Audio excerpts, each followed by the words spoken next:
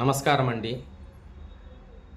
మన జాతకాలలో ఏ దేవతని మనం పూజ చేస్తే మనకు జీవితం వృద్ధి చెందుతుంది అనే విశ్లేషణకు వస్తే, లగ్నం ఏదైనా కావచ్చు, ఆ లగ్నానికి మీ జాతకంలో 5వ స్థానంలో సూర్యుడు ఉంటే శివుడిని, చంద్రుడు ఉంటే శాంతమూర్తులైన అమ్మవార్లని, కుజుడు ఉంటే సుబ్రహ్మణ్య స్వామిని, బుధుడు ఉంటే వెంకటేశ్వర స్వామిని, గురువు ఉంటే దక్షిణామూర్తిని లేదా ఎవరైనా గురువులను ఆశ్రయించిన, శుక్రుడు ఉంటే దుర్గాదేవిని, లక్ష్మీదేవిని, శని మహానుభావుడు ఉంటే హనుమంతుడిని లేదా కాలభైరవుణ్ణి, రాహుకేతువులు గనక ఉంటే మీ కులదేవతల్ని మీరు పూజ చేస్తే మీ జీవితం వృద్ధి చెందుతుంది.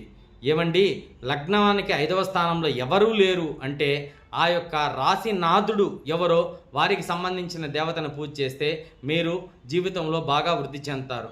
ఈ వీడియో నచ్చితే లైక్ చేయండి, షేర్ చేయండి, సబ్స్క్రైబ్ చేసుకోండి.